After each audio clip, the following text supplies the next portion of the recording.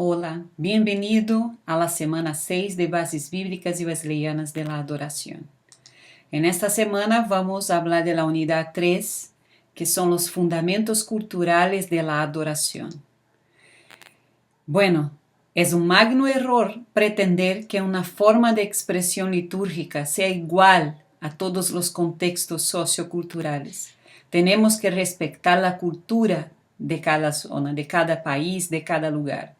Es necesario que la Iglesia, en su desempeño de la tarea misionera, entienda que las experiencias diarias y las condiciones psicosociales de una cultura afectan profundamente la forma en que sus miembros entienden y expresan la fe. La encarnación de Cristo es el fundamento teológico para el estudio de la cultura.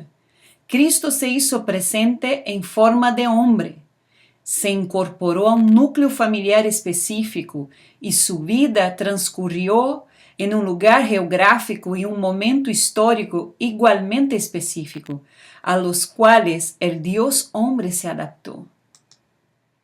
La Iglesia es el cuerpo vivo de Cristo en cada cultura. Como tal, encarna la misión de Cristo y representa la continuación del ministerio del Señor en la tierra. Es decir, que la Iglesia está llamada a ser agente de cambio y transformación de la comunidad en la que se encuentra. Y en pro de ello, debe encarnar las necesidades de la misma. A esto se le conoce como contextualización.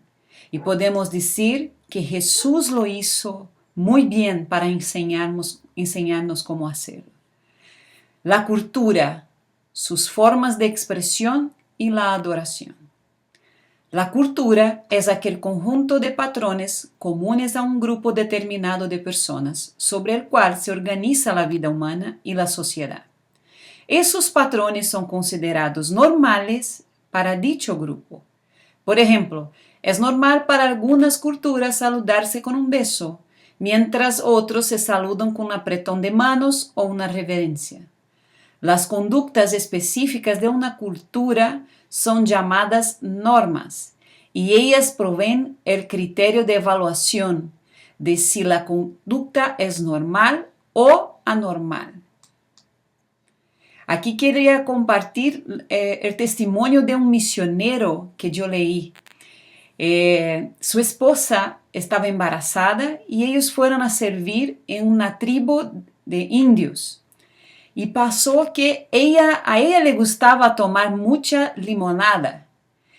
Y los indios de esa zona la miraban como un poco rara y le miraban como que pasaba algo raro ahí.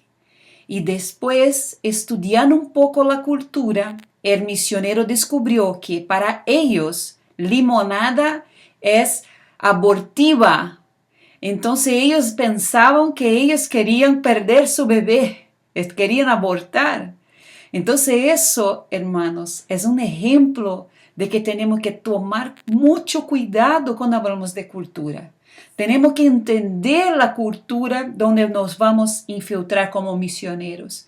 Y eso es muy interesante. Otro tema importante es entender qué es la culturización. La historia revela que las culturas cambian con el tiempo. Por ejemplo, la exploración del Nuevo Mundo introdujo nuevas ideas, productos y estilos de vida. El proceso de ajuste a cada nueva influencia es llamado culturización. En este nuevo siglo, el XXI, es posible observar el impacto de las computadoras y los celulares y su influencia en nuestro estilo de vida. Estas circunstancias traen nuevas oportunidades, pero también traen desorientación. Nuevas ideas y productos desafían nuestros patrones culturales. Con el tiempo, la cultura se adaptará a nuevas normas en función de las nuevas tecnologías que ahora condicionan nuestro estilo y norma de vida. Entonces, para entender, tenemos la cultura con sus normas, sus costumbres, y ahí tenemos algo nuevo que se agrega a esa cultura, que es llamado culturización. Entonces eso establece como un incómodo hasta que haga una desorientación, hasta que haga un ajuste y eso se incorpore a esa cultura. Cuando Dios envió a su Hijo, desafió los patrones culturales de una comunidad. Jesús aceptó algunos elementos de la cultura, pero rechazó aquellos que estaban en conflicto con el reino de Dios. Él se sometió a la condición cultural en la cual nació, su familia, la ciudad y la nación. Sin embargo, no estuvo de acuerdo con aquellos elementos del sistema que contradijeron su mensaje y las denunció. Básicamente se refería a aquellos elementos del sistema que eran usados como medios de opresión hacia el más débil. Al final, resistir al mal de su cultura le costó su vida. Dios nos envía al mundo a continuar el trabajo que comenzó Cristo. Es este el propósito de la iglesia. Cuando los hijos de Dios viven juntos en comunidad, necesariamente debe verse el testimonio del poder transformador del Espíritu Santo y de las primicias del reino de Dios en la tierra. Ahora vamos a hablar de algunos factores que condicionan los patrones culturales. El parentesco y descendencia, el sexo, el matrimonio y la familia, el proceso de socialización, la educación formal e informal, los medios de sustento, el sistema económico, los recursos naturales y el clima, el lenguaje, los medios de comunicación, la étnica y la estratificación social, la organización política, celebraciones nacionales, el conflicto interpersonal y la ley, creencias religiosas, el comportamiento y el simbolismo, la expresión artística, la enfermedad y la sanidad, los símbolos visuales, audibles, espacio, ritmo del tiempo, el toque físico, sabores, olores, silencio, ritos de nacer y morir, símbolos de riqueza y poder. La cultura tiende a cerrarse a elementos que les parezcan nuevos, puesto que amenaza su forma de vida y su seguridad. ¿Cómo se aplica eso a la adoración? Cuando adoramos a Dios usando medios o expresiones que para nosotros son perfectamente normales, pero que en otro contexto cultural pueden ser chocantes e irrespetuosas, es un problema, ya que nuestra meta es llevar un mensaje de gracia y santidad. Es necesario percatarse de cuáles son los elementos de esa cultura que son claves en la comunicación del mensaje y utilizarlos tratando de evitar los malos entendidos. ¿Cuáles son los valores culturales? Los valores son las metas positivas que mueven a la cultura hacia su desarrollo. Es todo cuanto ella considera importante en función de optimizar su calidad de vida. No todas las culturas tienen los mismos valores. Los valores se pueden ubicar en diferentes categorías. Por ejemplo, valores máximos y valores estratégicos. Los valores de una sociedad van a condicionar sus leyes y su comportamiento. Una cultura se abrirá a diferentes patrones de comportamiento en tanto que ninguno de ellos infrinja alguno de los valores preestablecidos por la misma. Sobreestimar un valor más que otros crea conflictos en una cultura que finalmente se traduce en abuso.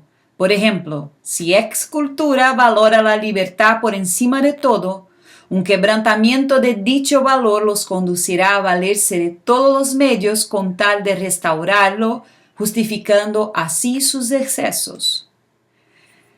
La adoración es una herramienta poderosa para transformar la cultura. La adoración propone un estilo de vida contracultural, pero parte de la comprensión de una cultura y el reconocimiento de sus valores como parte de un proceso de liberación, estableciendo así los valores del reino como sistema primario de juicio y comportamiento. Por ejemplo, si como en el caso de la cultura occidental, existe una tendencia a la acumulación de bienes, entonces la propuesta del reino, de la cual proviene la libertad, es el compartir voluntario y la equidad. Y todos los que creían se reunían y tenían todas las cosas en común. Vendían sus posesiones y bienes y los repartían a todos, a cada uno según tenía necesidad. Hechos 2, 44 y 45. ¿Cómo la cultura influencia a nuestra adoración? Cada cultura ha descubierto las formas efectivas de comunicar sus valores y transmitirlos por generaciones. Hay algunos estilos de comunicación y aprendizaje: lectura, conferencias, audiovisuales, discusiones y debates, tareas prácticas, trabajos grupales, escribir, investigación, visualización, artes escénicas. Eso todos son estilos de comunicación dentro de una cultura. ¿Y hay alguna evidencia de que una adoración transforma la cultura? Bueno, tenemos el ejemplo de Juan y Carlos Wesley, que nacieron durante un periodo de inmoralidad y corrupción social en Inglaterra.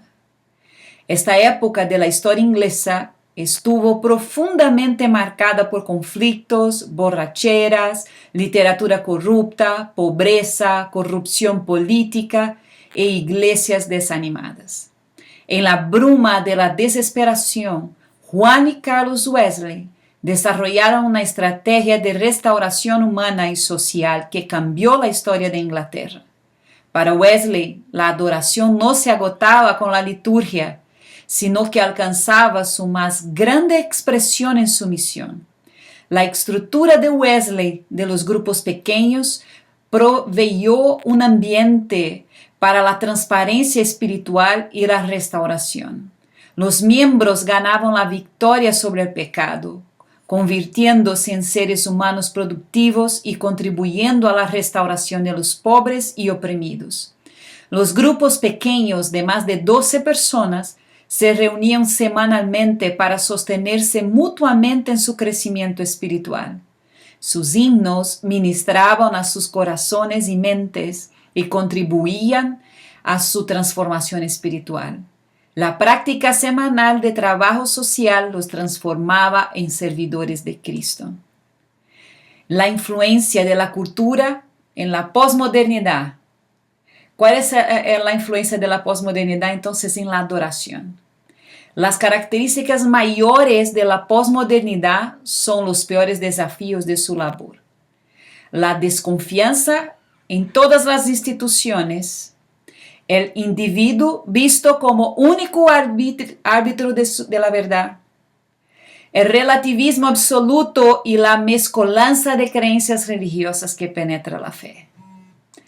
Y todas esas características, cómo influenciaron a la iglesia, a la adoración y cómo la iglesia respondió a eso.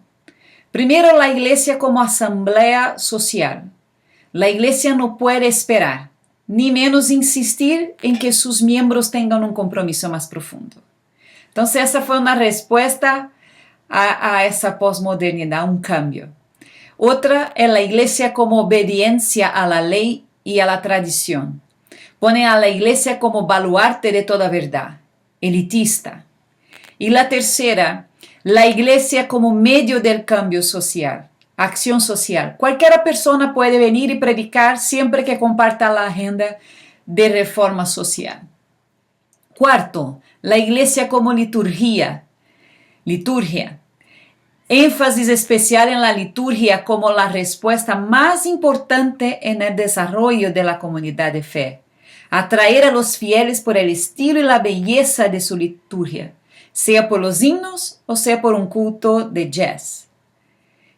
5. La iglesia como centro de educación. En ciertas iglesias, la vida gira alrededor de una escuela.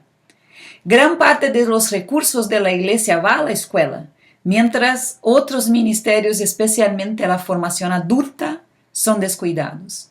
Desafortunadamente, Muchas familias que mandan a sus hijos a la escuela no van a culto ni participan en la vida eclesial. Eso para pensar un poco, para hacer una reflexión de esas respuestas, de cómo la posmodernidad ha entrado en la iglesia cristiana y ha influenciado en la adoración y en nuestra teología. Ahora queremos pensar un poco en la liturgia.